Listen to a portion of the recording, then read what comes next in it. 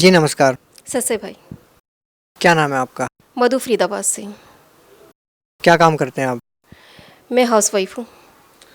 संत रामपाल जी महाराज से कब से जुड़े आप? संत रामपाल जी महाराज से हम 2 मई 2008 में जुड़े। संत रामपाल जी महाराज से नाम दीक्षा लेने से पहले आप क्या भक्ति साधनाएं करते थे? संत रामपाल जी महाराज से नाम दीक्षा लेने से पहले मैं शिव जी की पूजा करती थी, त्रियोदशी व्रत करती थी, प्रदोष करती थी, देवी की नौ दुर्गे किया करती, एकादशी किया करती, भागवत सुना करती, ये सोच कर कि मुझे मोक्ष मिलेगा। लेकिन उनसे मेरे को कुछ भी लाभ नहीं हुआ। बल्कि मैं ये सोचती कि ये लोग भागवत करते हैं, कहते हैं कि हमने 1008 भागवत कर दी, इनका अभी तक मोक्ष नहीं हुआ। और ये भागवत में बताते हैं कि एक भागवत सुनने से मोक्ष हो जाएगा और इनका मोक्ष नहीं हुआ, ये क्या कहते हैं। फिर भी कुछ ज्ञान नहीं था, फिर भी मैं सोचती थी मेरा मोक्ष हो जाएगा। भागवत मैं बड़े ही नियम से सुना करती। संत रामपाल जी महाराज की शरण में कैसे आए?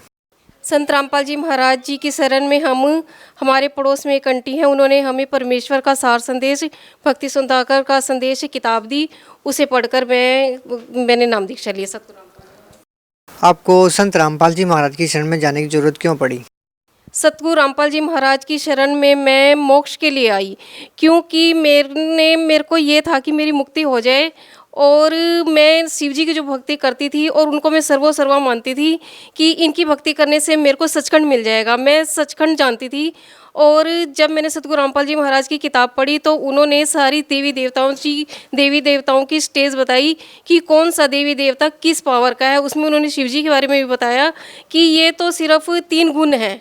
और ये जब मेरे को ऐसा पता चला तो मैंने वो भक्ति बिल्कुल छोड़ दी और मैंने सतगुरु रामपाल जी महाराज की गहरी नज़र गीता में परमेश्वर का सार संदेश किताब पढ़ी।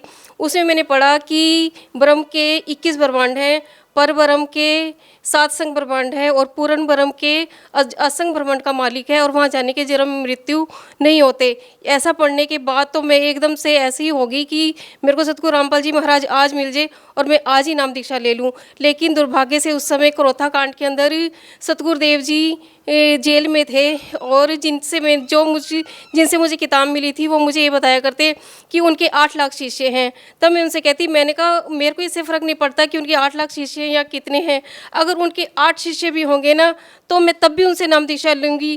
कौन मूर्ख है जिसने इनको इतना ज्ञान होने के बाद भी इनको जेल में डाल दिया, ये तो सरासर अन्याय है। संत रामपाल जी महाराज की शरण में जाने के बाद आपको क्या अनुभव हुआ? सतगुरु रामपाल जी महाराज जी से मैंने जो नाम दीक्षा ली वो मैंने मोक्ष के लिए ली। और जब मैंने गुरु जी से नाम दीक्षा ली तो मैं नाम दीक्षा लेने के बाद वहाँ सेवादार सारे कह रहे थे कि आपको नाम दीक्षा मिल गई, आप सब बाहर जाओ। लेकिन मेरे को ये था कि नहीं, मेरे को गुरु जी से फेस टू फेस बात करनी है। मैं गुरु जी के पास गई, मैंने कहा गुरु जी सतलोक जाना है, ले चलोगे? सतगुरु रामपाल जी महाराज ने बड़े ही विनम्र भाव से, बड़े ही सहज स्वभाव से मुझे कहा, हाँ बेटी, अलल पंख की चाल से ले जाऊंगा। मेरे को उनके शब्दों पर इतना विश्वास एकदम टिक गया कि मालिक मेरे को जरूर ही सतलोक ले जाएंगे। और ये तो थी मोक्ष की, मतलब कि मेरी अपनी इच्छा कि मैं मोक्ष के लिए गुरुजी से जुड़ी। और जुड़ने के बाद लाभ तो इतने हुए कि अगर मैं बताने लगूं तो मैं ये भूल जाऊंगी कि कौन सा लाभ मैं बताऊं और कौन सा छोड़ूं। दोनों बच्चे बीमार रहा करते, दोनों ठीक हो गए और मैं सिर घुमा घुमा के खेला करती, वो मेरा सिर घुमाना बिल्कुल ठीक हो गया। छोटा बेटा मेरे इतना बीमार रहता था, उसके दिल में छेद था, मैं उसको लेके डॉक्टर के बैठी ही रहती थी, उसकी बीमारी बिल्कुल ठीक हो गई, कोई गोली मैंने उसे नहीं खिलाई। और बड़ा बेटा वो भी बीमार रहता था, उसके बहुत पुराना नज़ला था जो कि किसी भी दवाई से ठीक नहीं होता था, वो बिना किसी गोली के ठीक हो गया। और हमारी आर्थिक कंडीशन जो थी वो बहुत ख़राब थी कि 25 दिन बीतते थे, तनख्वाह भी ख़त्म हो जाती थी और राशन भी ख़त्म हो जाता था। और सतगुरु रामपाल जी महाराज से नाम दीक्षा लेने के बाद उसी तनख्वाह में हमारे घर का गुजारा चलने लगा। बरवाला कांड के बाद 1 महीने बाद मेरे पेट में बहुत जोर की दर्द उठा। उसके अंदर मेरे पेट में, पीठ में, छाती में बहुत जोर की दर्द उठा। मेरे को 9 दिन के लिए हॉस्पिटल में भर्ती रहना पड़ा। वहाँ उन्होंने मेरा सीटी स्कैन किया। सीटी स्कैन के अंदर मेरे अंदर इन्फेक्शन आया, पेनक्रिया प्रॉब्लम आई, पित्त की थैली में पथरी आई। उन्होंने 9 दिन मुझे वहाँ रखकर छुट्टी दे दी क्योंकि खून की कमी थी, मेरे पूरी तरह में ठीक नहीं हो पाई। फिर उसके 7 महीने बाद फिर मेरे पथरी का दर्द उठा। मेरे हस्बैंड मेरे को हॉस्पिटल ही ले गए। हॉस्पिटल ले गए। डॉक्टर ने वहाँ पर मेरा अल्ट्रासाउंड किया। उन्होंने बताया कि इनकी पित्त की थैली में भी पथरी है और नली में भी पथरी चढ़ गई है। इनके 2 ऑपरेशन होंगे, 60,000 रुपये लगेगा। मेरे हस्बैंड ने कहा ठीक है ऑपरेशन कर दो। जब इन्होंने कहा कि ऑपरेशन कर दो, उसके बाद इन्होंने बेटे को फ़ोन किया। बेटा सुबह ही ड्यूटी चला गया था, उसे पता नहीं था कि मेरे दर्द उठा है। बेटे को फ़ोन किया, बेटे से कहा कि तेरी मम्मी हॉस्पिटल में भर्ती है, इसका ऑपरेशन होएगा। तो बेटा कहता ठीक है पापा, कोई बात नहीं, आप मम्मी का ऑपरेशन करा लो, क्योंकि मेरे फ़ोन में अभी अभी ईमेल आई है कि मेरे मेडिक्लेम में आपका और मम्मी का नाम भी आ गया है। और वो मेडिक्लेम इस तरह का है कि जब तक बेटा वहाँ ड्यूटी कर रहा है तब तक तो मेडिक्लेम का अर्थ है, उसके बाद उस मेडिक्लेम का कोई अर्थ नहीं है। और उस मेडिक्लेम में उसकी बीवी और बच्चों का नाम तो आ सकता है, लेकिन मम्मी पापा का नहीं आ सकता। वो किसी स्कीम के अंदर मम्मी पापा का नाम जिस दिन मैं हॉस्पिटल में भर्ती हुई हूँ उसी दिन मेडिक्लेम के अंदर मेरा और मेरे हस्बैंड का नाम मेडिक्लेम में आ गया। डॉक्टर ने 3 दिन के अंदर मेरे 2 ऑपरेशन कर दिए, एक नली की पथरी का, एक पित्त की थैली की पथरी का। 3 दिन में छुट्टी कर हम घर आ गए और हमने सारे डॉक्यूमेंट्स पूरे करके दवाइयों के मेडिक्लेम वालों को भेज दिए। और 3 महीने बाद हम 74,000 रुपये हमारा सारा लगा था और पूरा पैसा हमें वापस मिल गया। ये मेरे सतगुरुदेव का चमत्कार मेरे साथ हुआ कि मेरा मेडिक्लेम में नाम ना होते हुए भी जिस दिन मैं भर्ती हुई हूँ उसी दिन मेडिक्लेम में हमारा नाम आ गया और हमारा पैसा 74,000 रुपये हमें वापस मिल गया। आपको संत रामपाल जी महाराज की भक्ति साधना में व अन्य धर्मगुरुओं की साधना में क्या फ़र्क महसूस होता है? सतगुरु रामपाल जी महाराज जो है वो पूर्ण ज्ञान बता रहे हैं, और जगह तो सिर्फ लोक वेद है कि वो सिर्फ समाज को भटका रहे हैं। आप किस आधार पर कह रहे हैं कि संत रामपाल जी महाराज जी सही भक्ति विधि बता रहे हैं व अन्य धर्मगुरुओं के पास सही भक्ति साधना नहीं है? सतगुरु रामपाल जी महाराज शास्त्रों के अनुसार भक्ति बता रहे हैं, वेदों के अनुसार भक्ति बता रहे हैं, गीता जी के अनुसार भक्ति बता रहे हैं, कबीर सागर के अनुसार भक्ति बता रहे हैं। पहले मैं गीता पढ़ती थी, सिर्फ पढ़ती थी, मुझे समझ नहीं आता था, लेकिन मेरे को सतगुरु रामपाल जी महाराज ने समझाया कि गीता के अंदर तो इतना गहरा ज्ञान है कि 3 पुरुषों का वर्णन है। गीता जी के 15वें अध्याय के अंदर 16, 17 और 18 अध्याय के अंदर तीनों परमात्माओं का वर्णन है।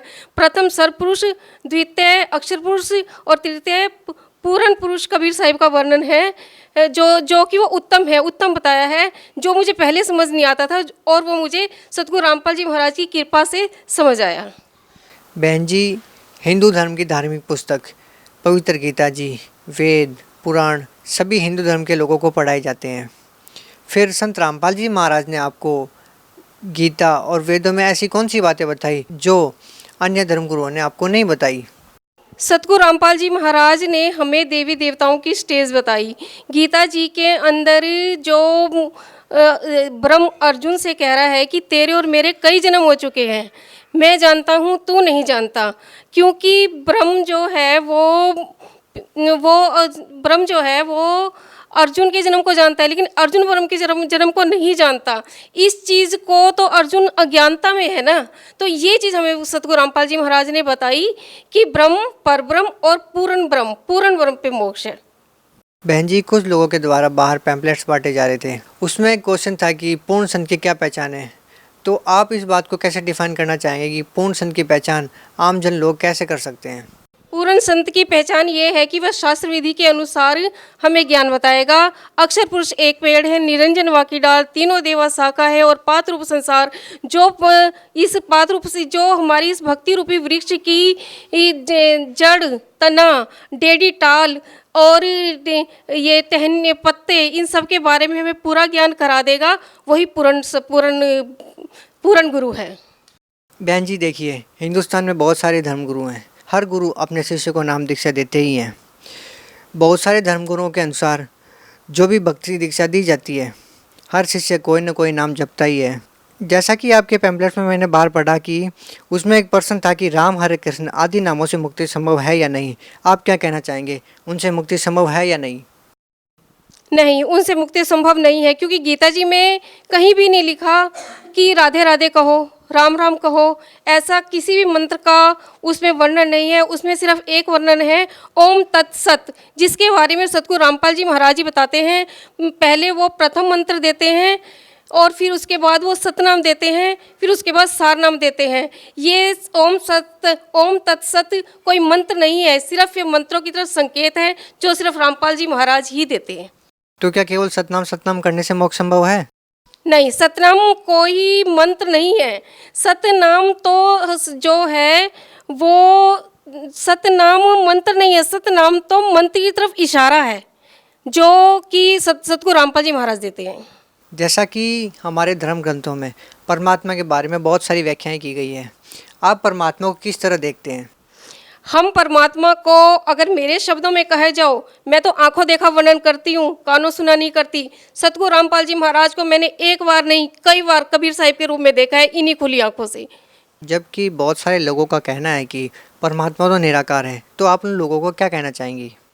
परमात्मा निराकार नहीं है, परमात्मा साकार है। हमारे 2 हाथ हैं, 2 पैर हैं, 2 आँख हैं, हम दिखते हैं, तो हमारा परमात्मा निराकार कैसे हो सकता है? हमारा परमात्मा साकार है और वो कबीर साहिब है और वो सतगुरु रामपाल जी महाराज के रूप में धरती पर आ रखे हैं। देखिए, अब संत रामपाल जी महाराज जी जेल में हैं, लोगों की अलग अलग विचारधाराएं बनी हुई हैं।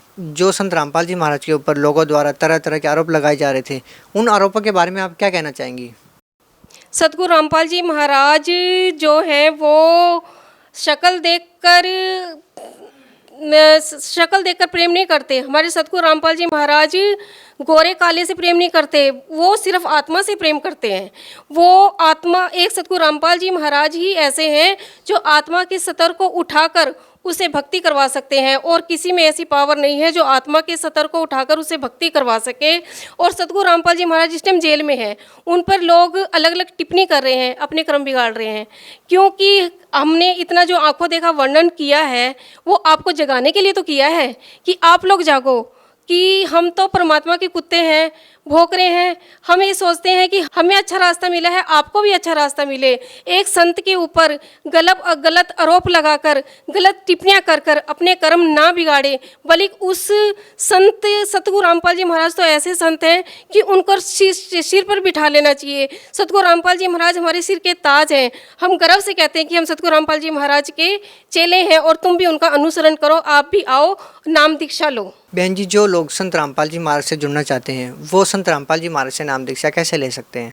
जो लोग सतगुरु रामपाल जी महाराज से जुड़ना चाहते हैं वो सतगुरु रामपाल जी महाराज की ज्ञान गंगा पुस्तक, वो सतगुरु रामपाल जी महाराज की ज्ञान गंगा पुस्तक जो हमारे ये सत्संग चल रहा है, इसके अंदर नीचे जो फ़ोन नंबर हैं उन फ़ोन नंबरों पे संपर्क करें, ज्ञान गंगा पुस्तक मंगाएं। कोई जानकारी लेनी हो, नाम दीक्षा लेनी हो, उन नंबरों के ऊपर वो संपर्क कर कर पूरी जानकारी ले सकते हैं, ज्ञान गंगा पुस्तक ले सकते हैं।